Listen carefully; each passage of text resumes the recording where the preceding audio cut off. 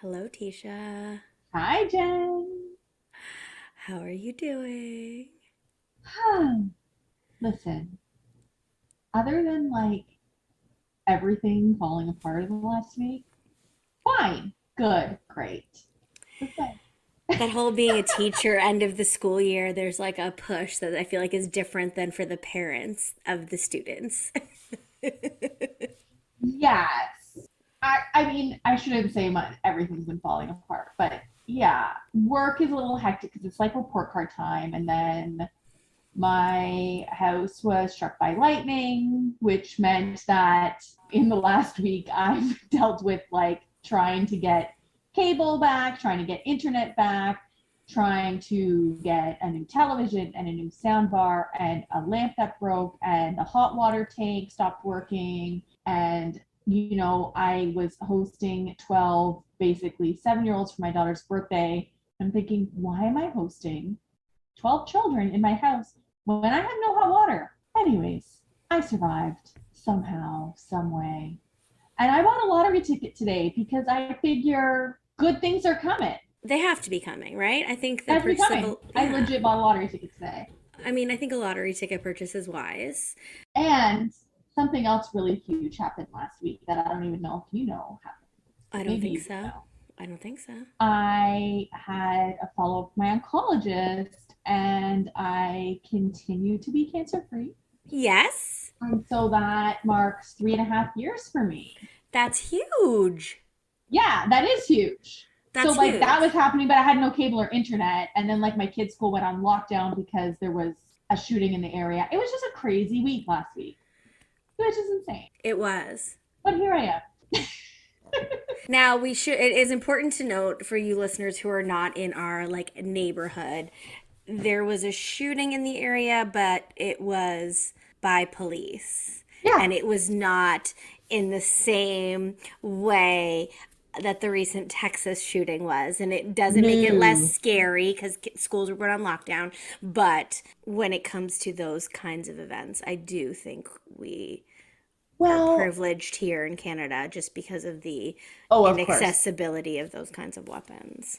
And I think, you know what, the Texas shooting had happened maybe 2 days prior. 2 days prior, and then I get a message that my child's school is in lockdown because there was a Gunman. person, a gunman, wandering outside of a school, which is terrifying. Yeah. There was literally, I would say, probably 15 minutes between me finding out my kids were in lockdown and then finding out that the police had shot him. Hmm. And it turned out, of course, that he had a pellet gun, so that's fun. But I feel like just we have enough Terrifying 15 minutes. terrifying. And of course, what happened in Texas is going through my mind, and you're thinking, oh, is this going to be a copycat type situation? Yep. Because it could happen, and we are privileged that it really, in Canada, is very uncommon. I think mainly because of the inaccessibility of the types of weapons that, Well, this is why somebody was wandering around with a pellet gun, right. because maybe if they were able to get Something an else they actual would. rifle, they may Right. have. Right. And we shouldn't laugh about it, but that's the truth of the matter. It is. Well, and we just have enough of a US listenership that I just Mm-hmm. wanted to clarify.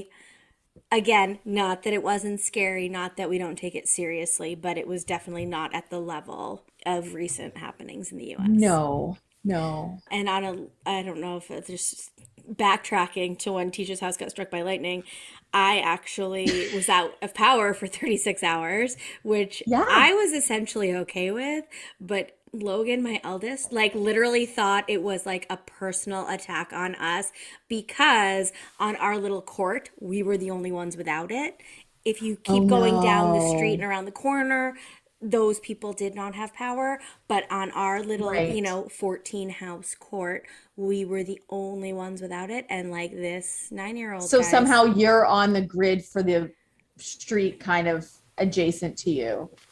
this 9-year old really took it as like a personal attack. And why aren't they trying to fix it? Meanwhile, there were like people's houses got struck by lightning. There were street lights, signals, traffic signals that were still out 24 hours later. It was this crazy like freak 20-minute storm that terrorized southern Ontario basically.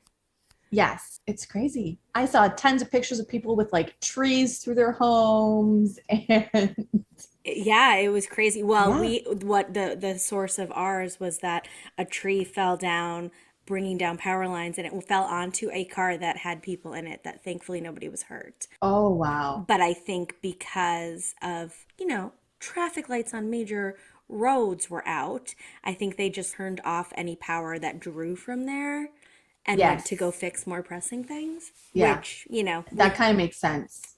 I mean, that's just, me guessing. I don't really have a Yeah. clue. But we were fortunate enough that friends across the street were out of town and we got to hang with other people and it was fine. But the personal affront that it was to my 9-year-old was somewhat amusing. And it didn't help that his brother got to have a sleepover at a friend's house who did have power.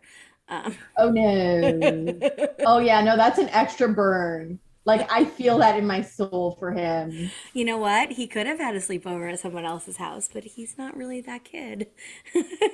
Okay. Okay. We're not there yet. I don't know if you saw, but our guest this week is graduating from Brown University. Actually, I don't know if she's graduating, but she recited the very first land acknowledgement in Brown University's history at their baccalaureate assembly. Okay, so I saw that she gave a speech there Yep. but I didn't know that it was like the very first land acknowledgement. It was So the inaugural land that's pretty acknowledgement. amazing. Yeah, I thought that was really cool.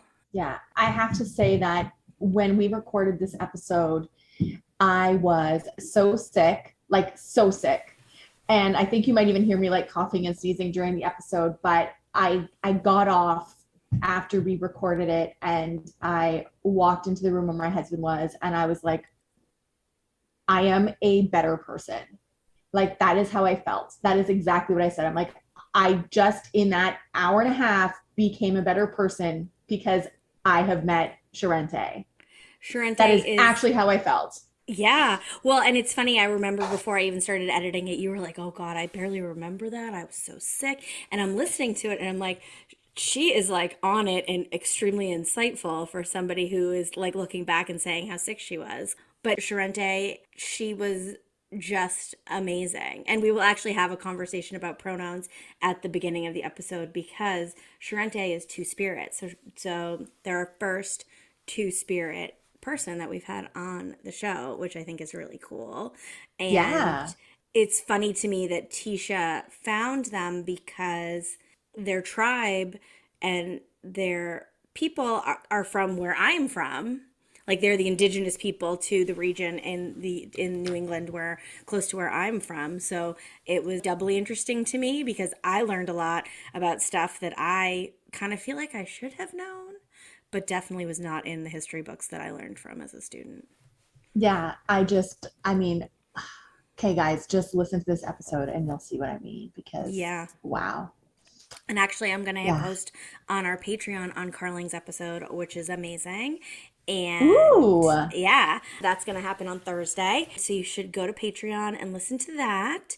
And you should also check out our merch. Rate and leave us a review on Apple Podcasts, guys. Most of you listen on Apple Podcasts.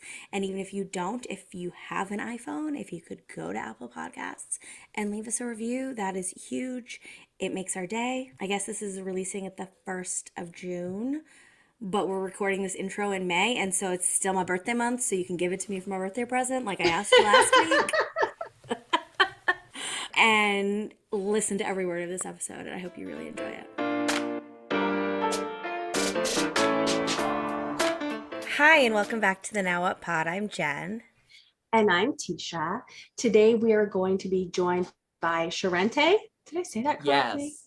All right. You did much better than many do. All right. Awesome. And we found Sherente on Instagram and we invited them here to share their story. And one of the things I think that's interesting is that on our podcast, we have only ever had women or female identifying people that we've interviewed. And today we're going to interview Sherente, who identifies as two-spirit. Do you prefer he or she or they? Welcome, Sherente. Kinupia, maskui kwa sanamas ni tampawag na tasui Sherente. Ni Narragansett. Welcome right back to you. I said in my native language, hello, my friends. My name is Sherente. I am a citizen of the Narragansett Nation. We are the only tribe in Rhode Island, and we are a federally recognized nation. The Narragansett people traditionally were the most powerful and most numerous people in southern New England, and the tribes surrounding us, the Nipmuc, the Wampanoag, the Manaseans, even tribes on Long Island, they all were tributary tribes of the Narragansett. I descend from the House of Ninigrit, which is tied to our sachendom, our leaders. And being Two-Spirit, I welcome any and all pronouns. In our traditional language, all of our pronouns are gender neutral. And so instead of he, she, or it, we simply have the pronoun iwo. In my language, I might describe myself as Nisa Manatua, Two-Spirit, or No Wa'ashpa, he who is effeminate, or simply someone who is Nashawi, in between. As a Two-Spirit person, I live a strange existence today. Two-Spirit is a contemporary term that acts as an umbrella term for Native people who are in the LGBT community. And we're unified by that term because across Turtle Island, what we now call America, Native peoples had traditions of not only acceptance, but respect towards the LGBT people in their community. So being Two-Spirit traditionally is a sacred role. Unfortunately, because of the forces of colonization and forced assimilation, Indigenous people in many communities today are still dealing with that trauma. And that trauma also came with homophobia and transphobia that had our community turn on some of our weakest members who were the most ostracized and alienated by the colonial world. So my goal in everything that I do is to help my people to heal. And that only can be done by having more people know the name of our people, the Narragansett, the issues we're dealing with today. Mm-hmm. And if we can help our community to heal, then we can help our Two-Spirit people in our community. And we can decolonize and remember how to love our Two-Spirit relations and see what an important role they can still serve in our families and our communities. That is such an interesting explanation. I'm going way back to the beginning because you were talking about how in your language there's not like male or female pronouns. And I'm an old lady now, but when I was in university like 20 years ago, I had this professor and she made the argument that gender is the most important social construct in our society. And we were like, what? Because you could also argue that it's sexuality. You could argue that it's race. You could argue that it's all these other social constructs that we have. And the argument she said is that we have these pronouns. We use he and she. So immediately we stereotype people. We put them in these little boxes of he or she before anything else. It's just like when you said that, I was like, oh, that's interesting because there are languages that exist that don't do that. As you said, we don't label people in that way, but in English, that's very, very important what your gender is. And even in the Romance languages, everything is, either there's the feminine and the masculine genders in the language. Yes. And in our language, we have two genders in our language that things are gendered, but it's not feminine and masculine. it's animate and inanimate. Okay. And so the way that you conjugate words to make them plural changes depending on whether it's considered animate or inanimate, as opposed to whether it's masculine or feminine. If you took that argument, then that's like saying in your culture, in your language, whether you're animate or inanimate is most important. I don't know. It was an interesting argument, and obviously it stuck with me. And even the way that we think about it in maybe a modern context is very different from how our ancestors thought about it, because stars, for instance, we say anakwasag, the stars, and that's conjugated as animate beings. The stars are treated as animate. Even kunam, which is our word for spoon, the spoon that feeds us. And spoons were so important to our people that we would carry spoons around with us when we go to a neighbor's house to eat. And spoons are treated as animate objects. So it's a very different sense than we might have today, the worldview. Mm-hmm. So when you were growing up, did you identify as two-spirit always? Or is that something that you came to? Yes. So as a child, I did not identify as two-spirit. It was something that when I came out to my family, I feel very blessed actually in this respect, that most people, when they come out to their family, the biggest fear is always that they will be treated differently afterwards. And usually they will be treated different, but in the good cases, all for the better. They'll be treated differently, but more authentically, and it will be a better relationship. Unfortunately, that's not always the case. Yeah. I feel really blessed that not only was I accepted, but there was something there that my family was able to give back to me. And, you know, that there is a space for me that our people have known about and have, you know, this is how we've lived for time immemorial. Mm-hmm. And to have a family that is in touch with our traditional way in spite of attempted genocide of our people is a tremendous gift. Our two-spirit traditionally were mediators between the men and the women, and were revered because they embodied the interconnectivity between all of creation. Mm-hmm. It doesn't make sense in our worldview for us to be homophobic or transphobic, because something that is central to our worldview is that we are all relations. In our language, we say, Wami Natang Suwag, all my beloved relations. And when we say that, we're not just talking about ourselves or our family.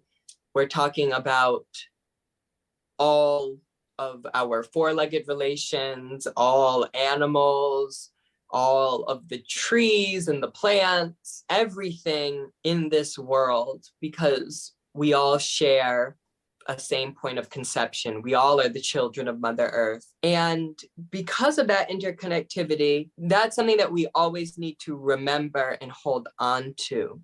So it's easy for us to kind of get lost in our individual everyday lives, to get lost in our jobs and our careers and our roles in society, the titles that we're given, the names that we're given. And all of those things do have a place and are part of the wild dance that is life. But it's important that we don't let those ways of thinking consume us or make us forget about that underlying truth that this is all an illusion. My separateness from my family, my separateness from the earth that birthed me, all of the things that surround me is an illusion. And our two-spirit people wake us up to that. And that's chiefly done through ceremony, because it's one thing to know that we are all related, and it's another thing to feel it through experience.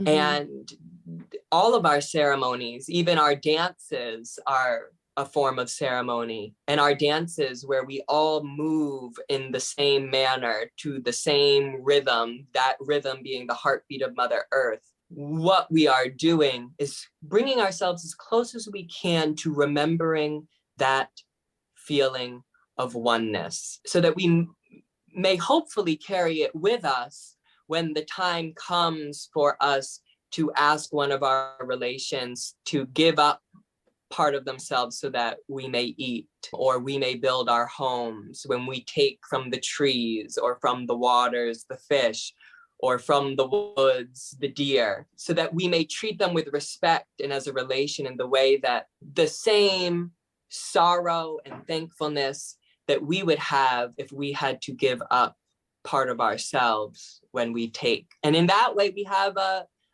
symbiotic relationship. I have found that in my journey as a two-spirit person, where I've been able to create the most change, changing the minds and the hearts of my community, is when they have seen me at my most vulnerable, at my most weak, and they've seen me in pain. And it's in those moments where those people that thought of me as a sort of adversary mm-hmm. suddenly started to see a part of themselves within me. And with that bridge was formed, connecting us, and their ideas of who I was, a queer or whatever else, all of those sorts of labels started to fall away, and they saw me as a human being, as a relation. And we all know the stories of someone jumps on the train tracks to pull someone out of the way, or they push someone out of the way of a car coming to hit them. And afterwards they're asked, why would you do such a crazy thing? And they don't even think about it. But something awakens in them. They feel it. And all they can say is they needed to save that person, that their life was just as valuable as their own. Because in that moment, there wasn't separation between them. There was that realization. That's such an interesting way of putting it, like that there was no separation between themselves and the person that they pushed out of the way, or they pulled off the train tracks or whatever. Because I've never really thought about that. And you will often hear these stories and you'll hear people say, like, I didn't even think about it. I just did it, like it was almost instinctual. There was just something in them that didn't view that person as separate, I suppose. How are you able to achieve that? Like you said, when you can show yourself to be vulnerable, that when you can show yourself to have been in pain or have suffered. I'm wondering if you can be more specific about how you are able to communicate that. So I come from a family of champion powwow dancers.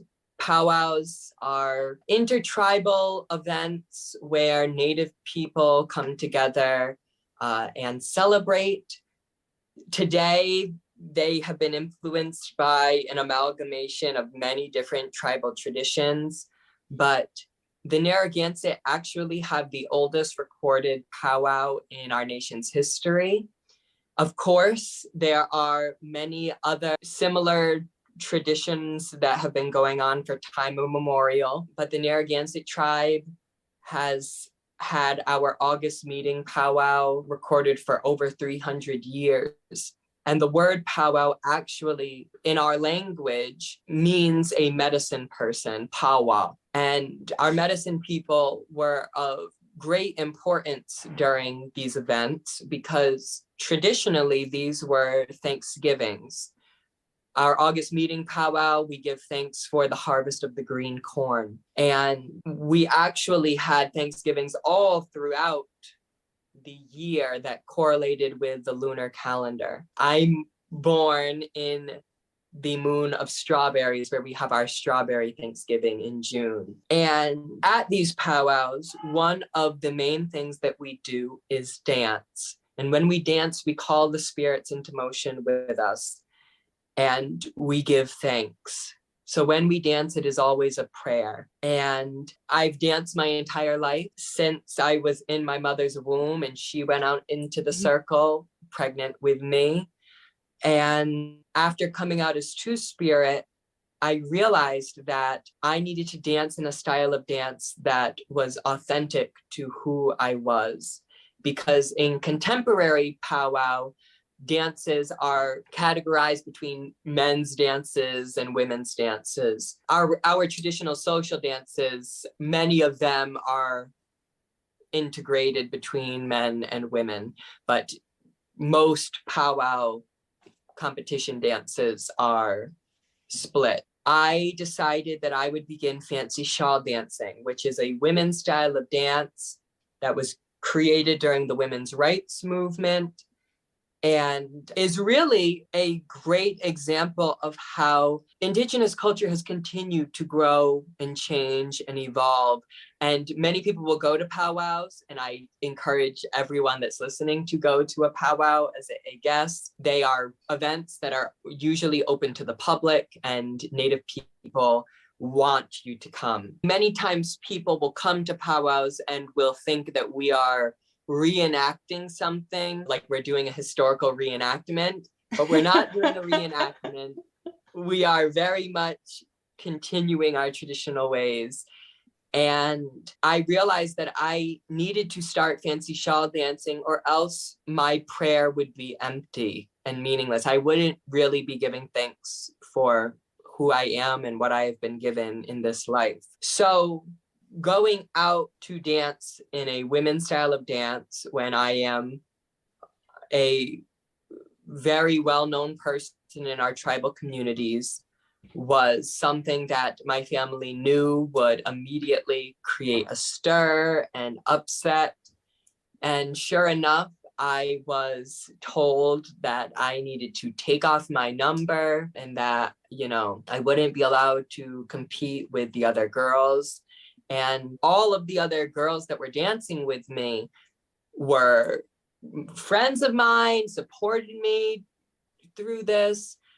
I've always been taught as a child that we don't go and dance for competition to win, that we go to give thanks. But today, a huge part of powwow is the competition. And I decided that I would go out and dance anyways. And at the end, I would have to take a walk of shame and walk off while all the other girls lined up to get judged. And this decision was made by a small minority of people. And it was usually old men that were the ones like making this decision. And it wasn't even a decision made by the judges. As time went on and powwow after powwow, this was happening, judges began to get very upset that they were not being given the choice to decide for themselves whether or not, knowing of my situation, whether or not they wanted to give me any points. And I was fine with not getting points or not winning. All I wanted was to be treated like anyone else, to not be treated like I was a foreign creature, for the judges to be able to make the decision for themselves, for us to just be able to dance without people getting in the way. And so this all reached a boiling point after a year of enduring, not only going out in a form of protest and dancing anyways, but people saying horrible things to me, even children telling me things that they overheard from their parents. And I feel so lucky, because at the end of all of this, it isn't really the end, but finally, judges walked off because they were so upset that I was being discriminated against, I was being mistreated. And from that, there formed a protest, and more people came and joined in this protest against the powwow committee that made this decision.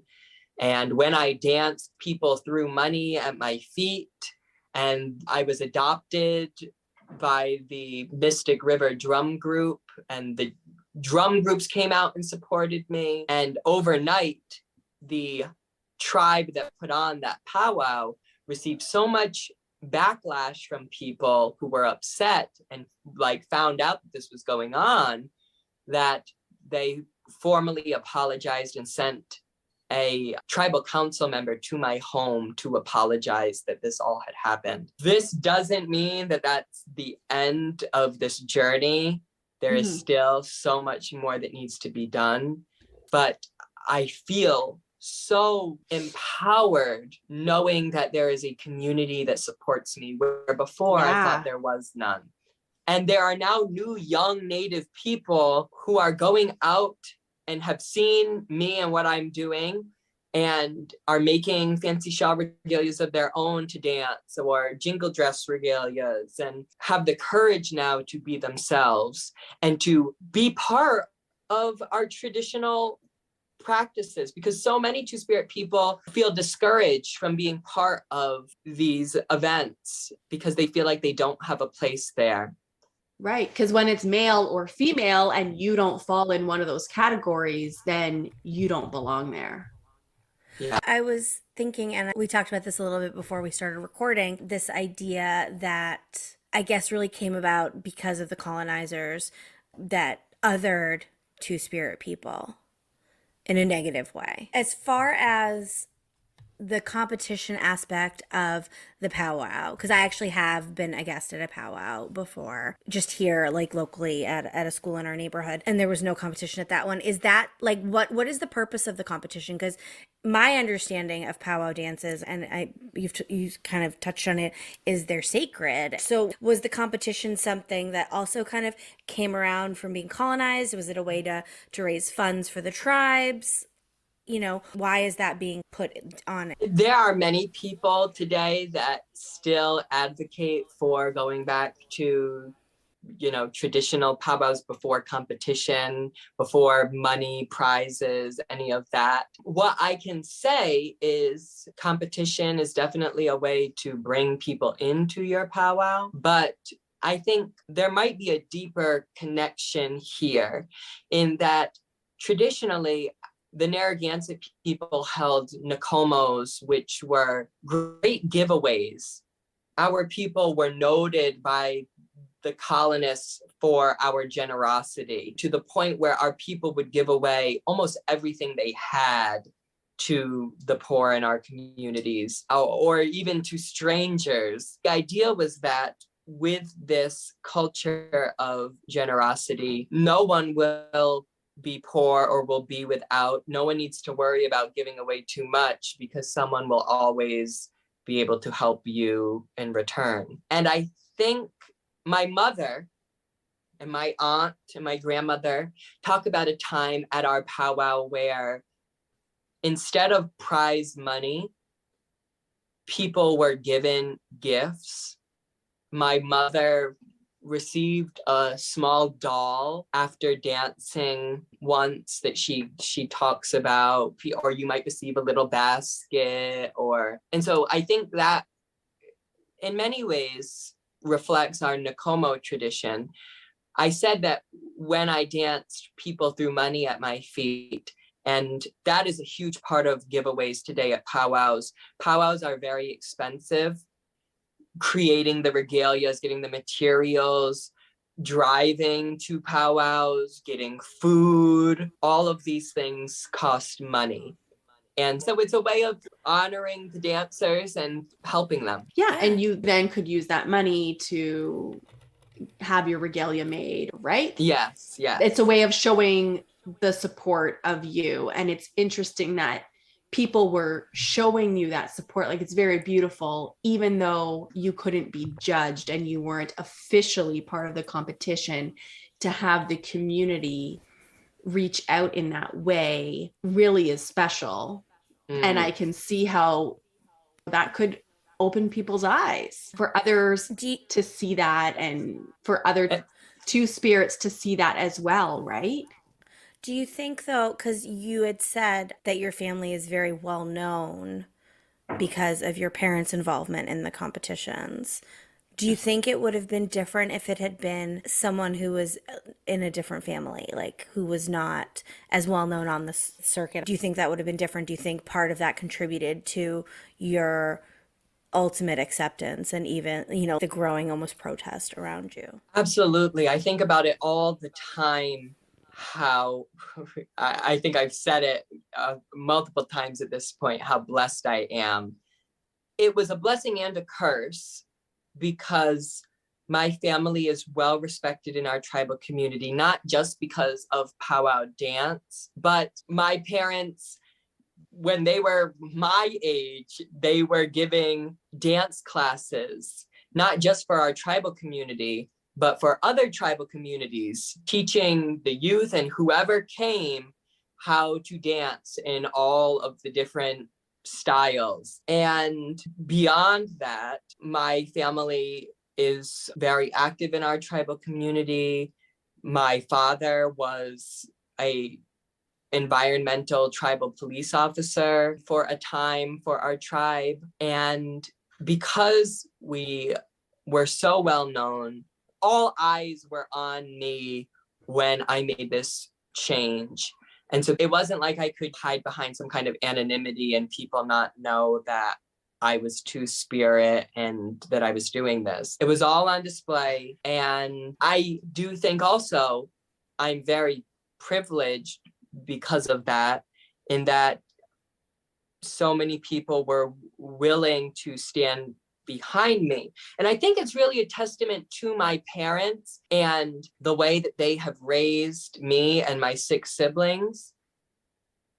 If it was someone else that people didn't really know about, they could easily write it off and say, oh, they didn't raise their kids right, and say all of these negative things. But because I'm Fawn and Eleanor's child, they can't say that. They know that my parents, been in touch with our traditional ways and have helped so many in the community, even just making their regalias.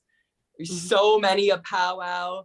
My father gets a call like the night before the powwow starts, and they ask, oh, can you make regalias for all of my children? And my father can't say no. And he says, of course. And they come over and he makes them all regale. It's that spirit of giving and generosity that comes back to you. And I feel so much pride to come from people like that. Mm-hmm. Yeah. There was a moment where you decided you were going to do the fancy shawl dance because that felt more aligned with who you are. And you're told that you're not going to be able to compete. And there's this moment where you make a decision that you're going to go out there anyways, and that you're going to do this walk of shame. And I'm curious about where you found that motivation or inspiration. Like, how did you come to make the decision, I'm going to go out there anyways? Well, when it happened, at first I was allowed to get a number. I wasn't stopped until right before it was time for me to go and dance. And then they didn't even come to me. They came to my parents because they were too afraid to come and talk to me. And this was the common thread throughout everything that made me all the more frustrated and hurt, was that I never had the opportunity to talk to them. And that's what they wanted to avoid, was the seeing me as a human being in front of them and having to tell me this. There were powwows where I went on like wild chases across the entire powwow grounds trying to find the committee, and they were evading me because they didn't want to talk to me. I think it comes from the people that I have been raised by and being Narragansett. If you look at Narragansett history, the Narragansett are a proud and mighty people. And unfortunately, even students in Rhode Island don't learn enough about Narragansett people, but I descend from our sachem-dom, our traditional leaders. And one of our most famous sachems is Knatchet, and he is known for burning down the city of Providence.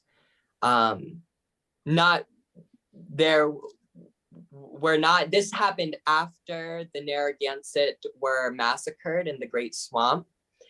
And this was not a massacre.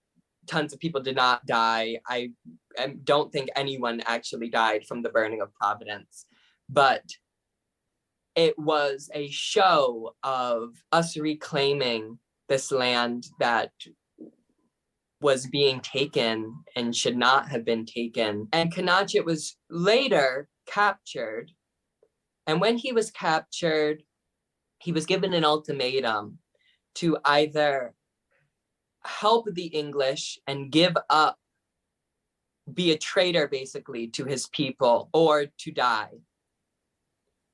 And Knatchet is quoted as saying, "I shall like it well that I die before I have said a word that is unworthy of myself, or before my heart has grown soft." And Knatchet was executed defending his people with the dream that I could be here one day, continuing the fight for our people to be seen, be heard. And so it is not in many Narragansett's nature to be a coward or to step down from a fight when it comes to standing up for our rights. Yeah, I guess that's my answer, is that I am an emboldened Narragansett. I mean, you radiate pride in being Yeah. Narragansett. It's like I can feel it from the screen. I got goosebumps listening to the story, like of like the burning of Providence, and I don't remember his name. I'm sorry, but like, and what he said, right, about basically how he would rather die than turn his back on his people. Or and there are so many of our Narragansett leaders, again and again, do the same thing. They put everything on the line when it would be so easy to turn and to ally with the English. Instead, and it would have been so easy for me to just give up, to, cry and sit in the car, not to face the embarrassment. My battle is nothing compared to what my ancestors went through. And so the fact that what they did feels so present and near in my life as I walk each day on College Hill in Providence, where he once stepped, it makes all of the things that I have to overcome, seem easy in comparison. I have the strength of my ancestors behind me always. I have their teachings. We talk about the 7 generations, and that when we make decisions, we don't just make those decisions for, thinking of how it will affect the generation ahead of us. We think about how it will affect the next 7 generations to come and how it will ripple in that way. And we also look behind us and we think, of the teachings of our ancestors 7 generations back.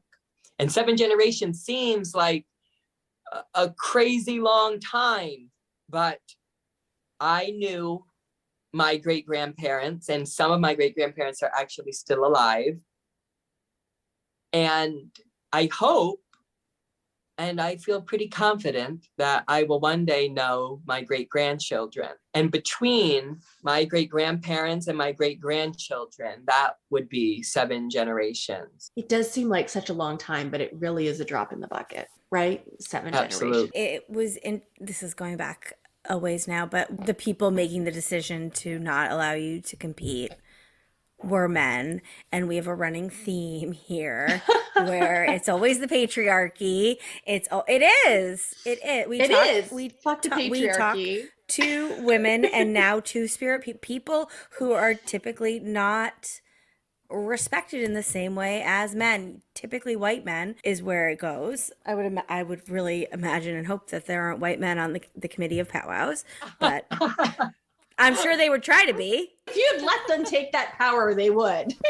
They would. So it was just interesting to me that we have this like thread that's still, and like your story is very different and your experience is very different from many of the people we've spoken with. But there's always that part where it's like, it's always about that. And I think that's why we love everybody we get to speak with and sharing these stories, because of the strength that you're exuding from the screen here and the strength that those of us who don't have the privilege of being a man or identifying as a man have.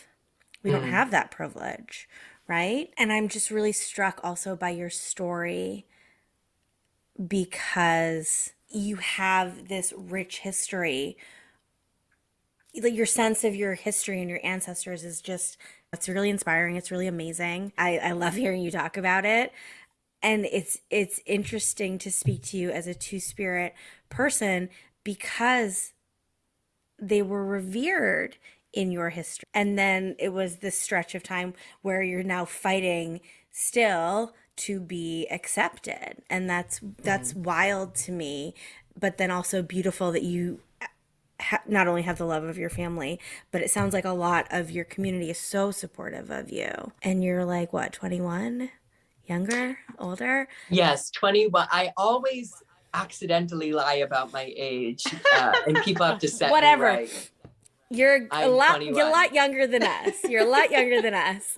And it's just really, but it's amazing to see you using the strength and the power that you have as a Narragansett from your family, your immediate family, from your ancestors to actually make this change, these changes, and to make yourself visible for other two spirits. I'm just kind of blown away with it. I don't have a question. Oh my It's just goodness. like, I've been sitting here listening to you, and I feel really fortunate to be able to be listening to you right now, to be honest.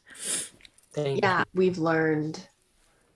Like, I feel like you've taught us so much about what it means to be two-spirit, but also just so much about your culture that, Well, it's so rich and it's so beautiful. And as you said, even students who are in Rhode Island don't know about it. I'm Canadian. I live in Canada. I grew up in Canada. And so I don't believe we had Narragansett people here, but we had Indigenous people. you'd be surprised. There are Narragansett people all over the globe, and people will always be shocked when they find a Narragansett. But yes, I get what you're saying. I was educated in Massachusetts from the age of 10 through high school and went to university in Connecticut, and I don't think I ever learned about the Narragansett. Did you ever hear about the burning of Providence? No. I only knew about King Philip, and that's because his head was on the high school in my town, like the regional my school that I gosh. was supposed to go to. I don't recall ever, I truly, I don't. I know more about the Indigenous Canadians from my 9-year-old and what he's learning in school now, living in Canada, than I did when I grew up. And see, Metacom or King Philip, he is, of course, the sachem of the Wampanoag that was famous for starting King Philip's war, rebelling against the English and all of the awful things that they were doing. And the Wampanoag, being a tributary tribe under the Narragansett are famous for saying that the English tell them basically to give up the Wampanoags that we are giving refuge to, the women and children, who we do not consider as needing to even take part in all of this war, the elderly, the sick. They are all being given refuge, and the English tell the Narragansett to give them up, and the Narragansett say, we will not give up a Wampanoag nor the paring of a Wampanoag's nail. And that is astounding. And it's such important history when we think about, I mean, King Philip's War was like the bloodiest war per capita at that time.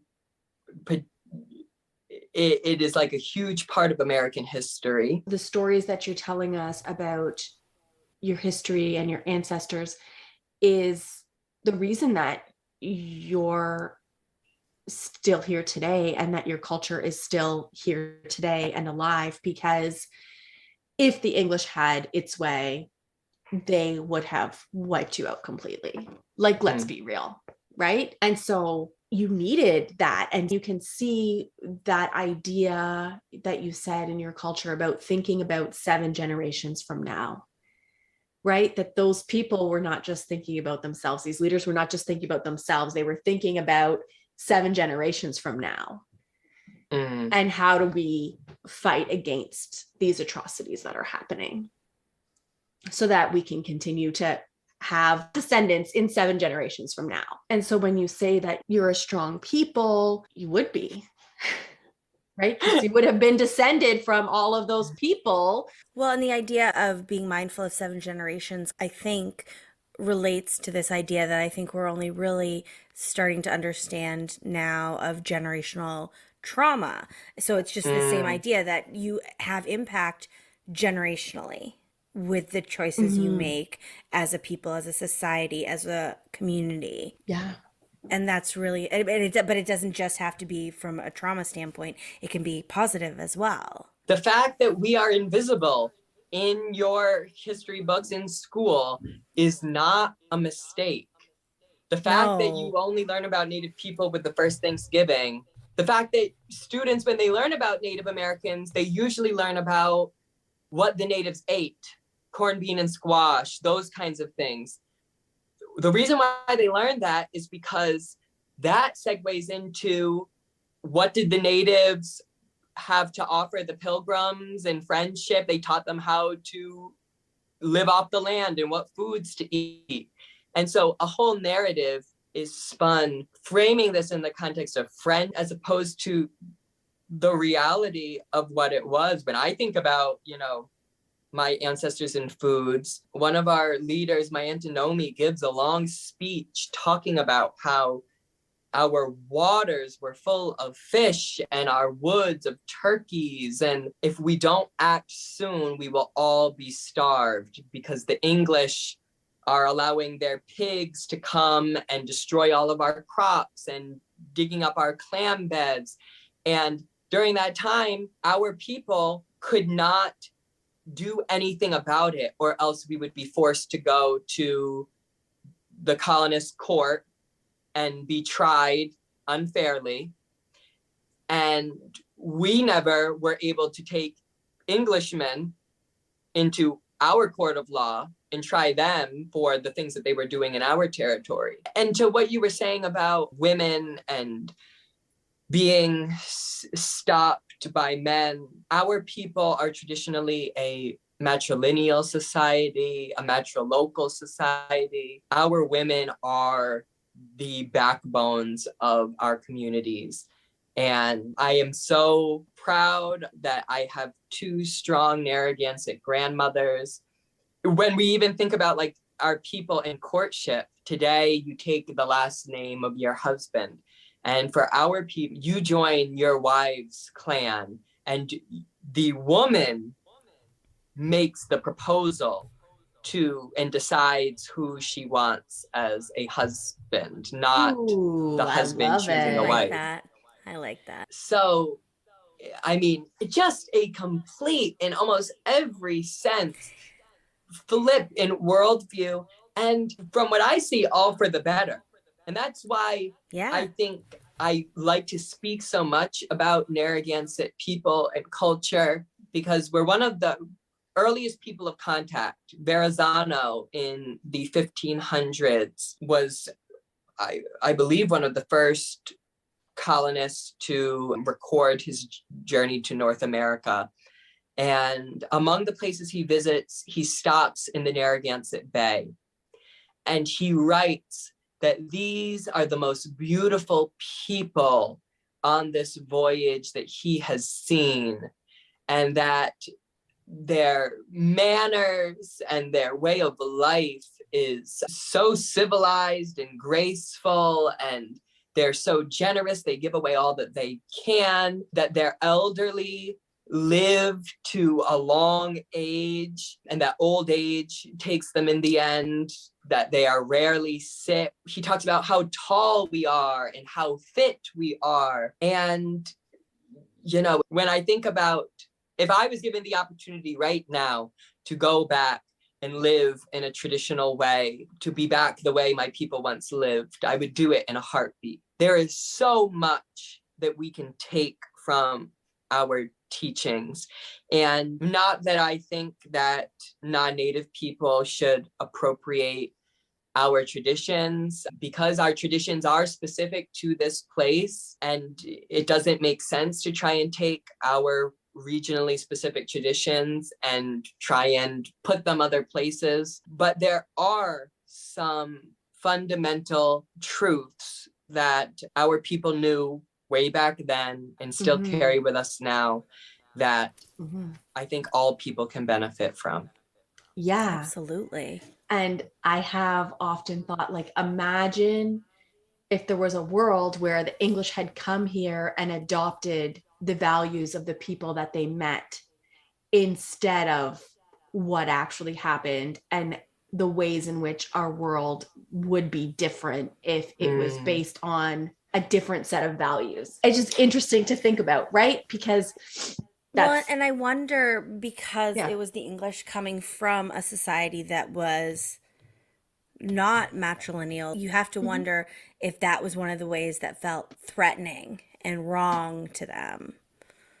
Because they were so happy and they were so amazing, and these people were running from a life that they didn't love. So you would think they would be more open to something that was different, but they were scared of it. Probably is really the reality of it. Absolutely. I mean, we frame it in the lens of, you know, the Pilgrims left for religious freedom and all of this. And I mean, these Puritans, they left because they were kind of extremists. I mean, Roger Williams questioned even like his own wife's true faith in the Lord. And I mean, these people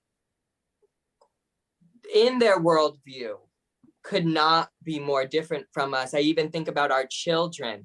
In our culture, our children were spoiled because we have traditional stories where we talk about, you know, how easily our children can be taken from us. And like our elderly, they are still close to that transitory period. They just entered into this world and they so quickly can be taken back out.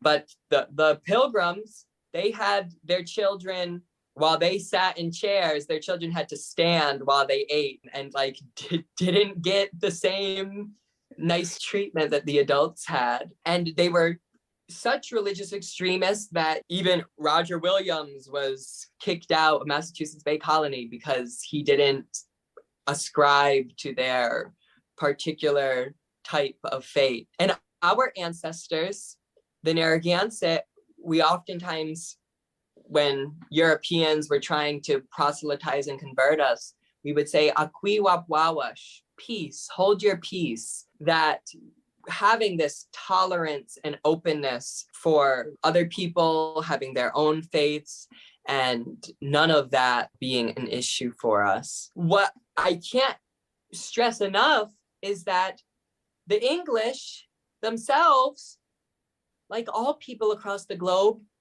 once did live just like us.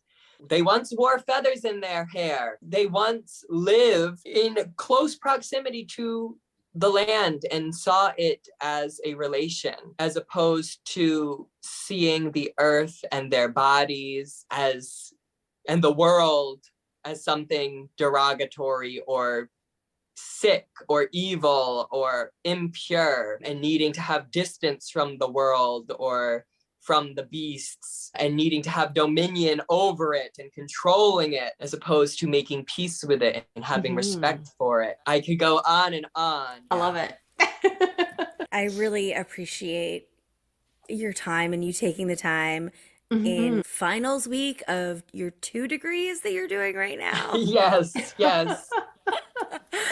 We often ask people what you hope somebody will take away from hearing your story, and I feel like you've given us like all these different answers and things to take away from it. I don't know if you have anything else to add, but it really has been a pleasure hearing your story, and like I said before, the pride that you have is really truly wonderful.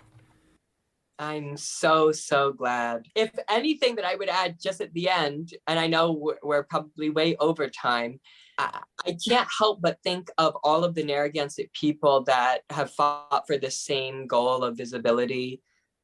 And it's visibility of both our struggles today, many of them being legal injustices, hate crimes in my own family and many other tribal families that no justice is found, but also the success stories and, all of the ways that our people are thriving. Our communities should know about all of this.